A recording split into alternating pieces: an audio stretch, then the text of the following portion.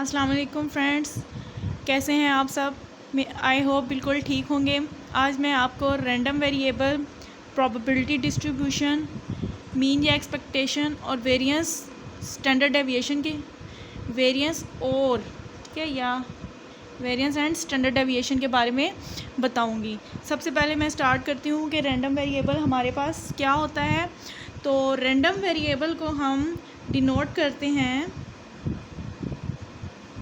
X के साथ। ठीक है, बेसिकली रैंडम वेरिएबल आप कह सकते हो कि ऐसी मशीन है जिसमें आप अगर सैंपल ठीक है अगर सैंपल डालें तो ये आपको एक रियल नंबर जनरेट करती है। रिज़ल्ट में ये आपको जो नंबर गिवन करती है वो हमारे पास रियल नंबर होते हैं। फॉर एग्ज़ाम्पल मैं आपको एग्ज़ाम्पल देती हूँ टॉसिंग ऑफ 2 कॉइन की। ठीक है, टॉसिंग ऑफ 2 कॉइन्स। सपोज़ हमारे पास 2 कॉइन्स हैं, अगर हम उनको टॉस करते हैं तो सबसे पहले हम देखेंगे कि उनकी सैम्पल स्पेस हमारे पास क्या बनेगी। तो आपको पता है कि अगर हम 2 कॉइन्स को टॉस करें तो उनकी जो सैम्पल स्पेस हमारे पास बनती है वो क्या बनेगी, हेड हेड।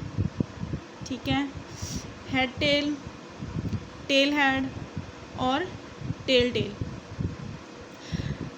अब इनको मैंने जो ये सैम्पल्स हैं, ठीक है, ये आउटकम्स आए हैं, इनको मैंने एक करली ब्रैकेट में लिखा है। तो ये हमारे पास एक सैम्पल स्पेस बन गई है। अगर इन्हीं सैम्पल स्पेस के साथ ये जो हमारे पास सैम्पल्स निकले हैं इनके साथ अगर मैं एक्स अटैच कर दूं, ठीक है, एक्स अटैच कर दूं। एक्स बेसिकली मैंने आपको क्या बताया था कि रैंडम वेरिएबल को शो करता है। H T x T H और एक्स टी टी। ठीक हो गया। अच्छा, अब ये मेरे पास सैम्पल स्पेस हैं। मैं कहती हूँ कि मैं कोई भी एक्सपेरिमेंट परफॉर्म करती हूँ।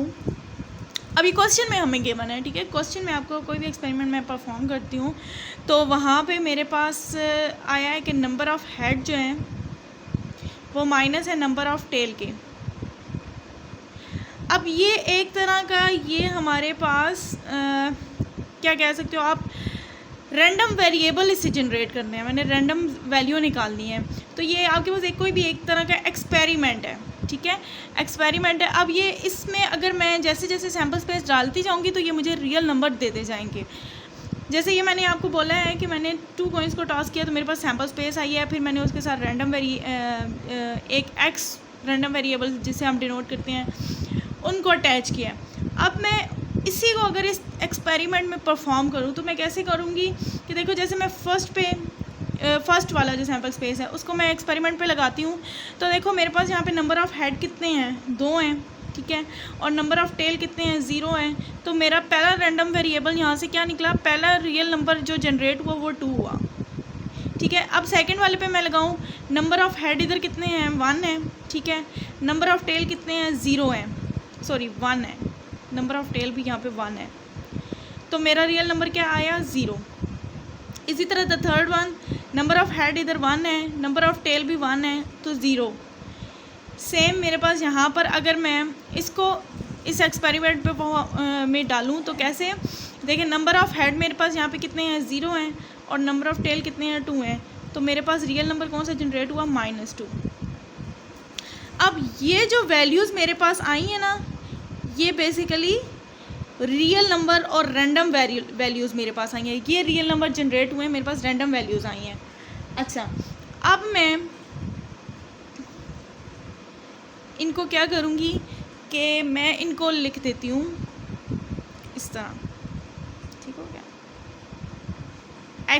एक्स की वैल्यूज़ में डिनोट, इधर मैं साइड पे ही लिख देती हूँ। यानी ये मेरे पास जो एक्स की वैल्यूज़ आई हैं वो कौन कौन सी आई हैं, 2, 0 और, या अगर मैं इनको लिखना चाहूँ तो मैं ऐसे भी लिख सकती हूँ कि मेरे पास जो वैल्यूज़ आई हैं वो -2, 0 और 2 आई हैं। अब ये बेसिकली मेरे पास क्या आ गए हैं, रैंडम वेरिएबल्स आ गए हैं। अच्छा, नेक्स्ट है मेरे पास प्रोबेबिलिटी डिस्ट्रीब्यूशन।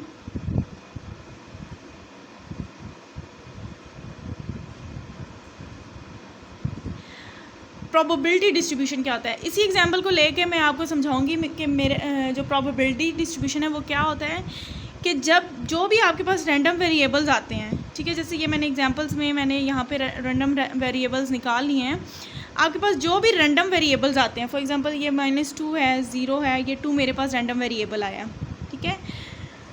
आपने उनको क्या करना है, उनकी फ्रीक्वेंसी बतानी है कि वो कितनी बार आए हैं और कितनी वैल्यूज़ में से टोटल उसके पास आपके पास कितनी वैल्यूज़ थी, ठीक है, और आए वो कितनी बार है। देखिए मेरा कहने का मतलब ये है कि जैसे मैं अगर कहती हूँ -2 है, तो ये मैंने यहाँ पर जब रैंडम वेरिएबल्स जनरेट किए थे तो मेरे पास देखें -2 कितनी बार आए हैं, एक बार आया है, ठीक है।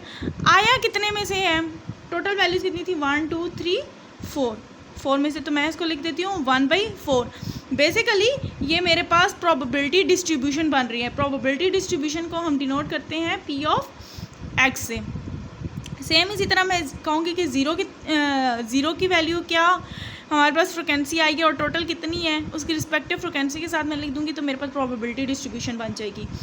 जैसे ये 0 मेरे पास 2 बार आया है, ठीक है, और आया कितने में से है, 4 में से। सेम इसी तरह 2 मेरे पास कितनी बार आया है, एक दफ़ा आया है, और टोटल वैल्यूज़ कितनी थी, 4 में से आया, ठीक हो गया। ये मेरे पास प्रोबेबिलिटी डिस्ट्रीब्यूशन बन रही है। लेकिन प्रोबेबिलिटी डिस्ट्रीब्यूशन की कुछ कंडीशन होती हैं, जैसे इसमें जो P की वैल्यूज़ होती हैं वो आपके पास लेस देन 0 से 1 के दरमियान लाया करनी चाहिए। जो आपकी प्रोबेबिलिटीज़ आती हैं वो 0 से 1 के दरमियान आप बेशक करके दे सकते हो, 1/4 करके देखो, 2/4 करके देखो, 1/4 करके देखो, ठीक है। तो आपके पास वैल्यू जो लाई करेगी वो 0 से 1 के दरमियान करेगी। सेकंड कंडीशन ये होती है कि जितनी भी प्रोबेबिलिटीज़ हैं हमारे पास P1 P2 P3, ये जितनी भी इसकी प्रोबेबिलिटीज़ आती हैं वो इक्वल टू 1 होनी चाहिए।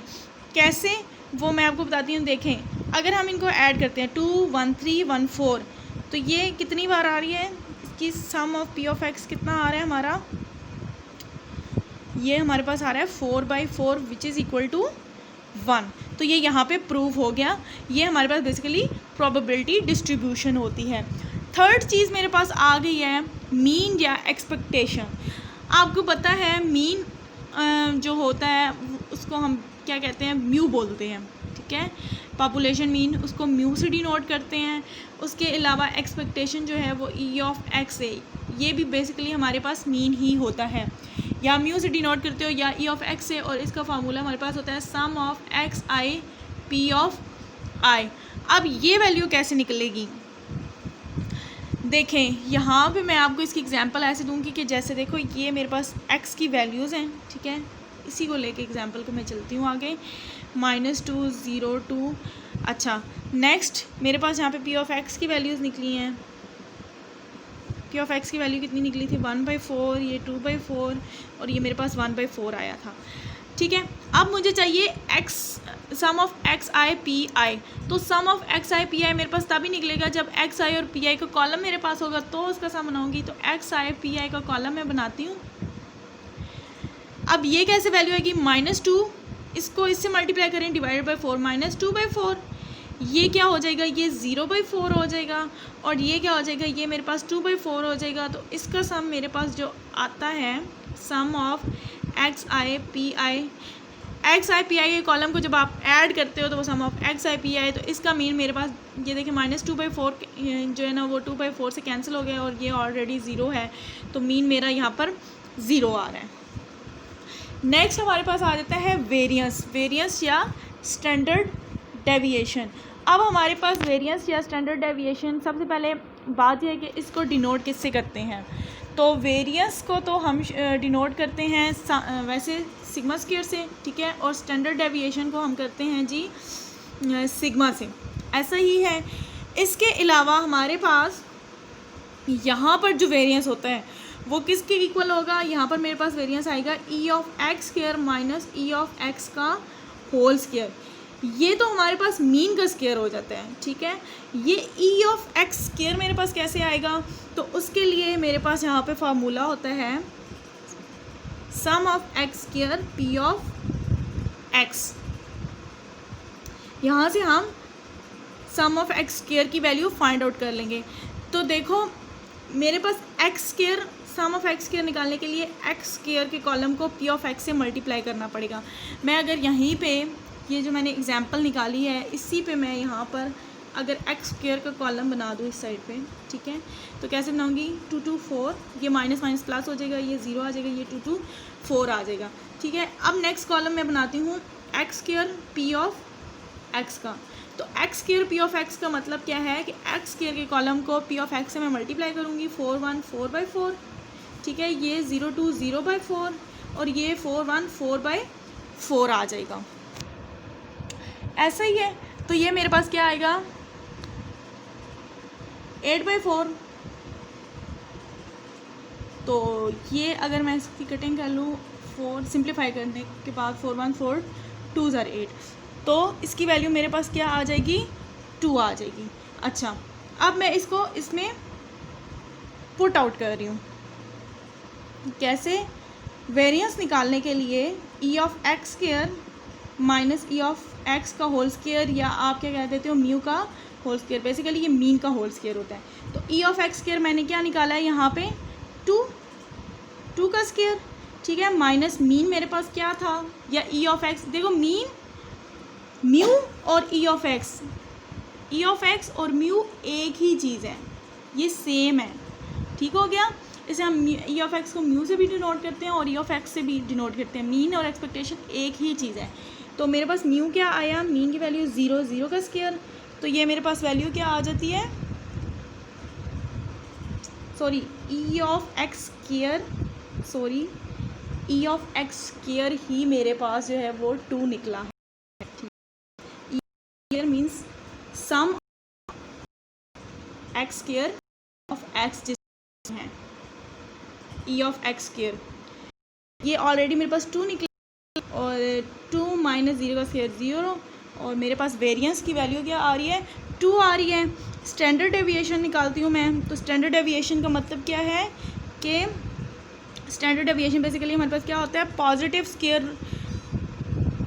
स्क्वायर रूट ऑफ वेरिएंस, या हम इसको क्या बोलते हैं, अंडर रूट सिग्मा स्क्वायर।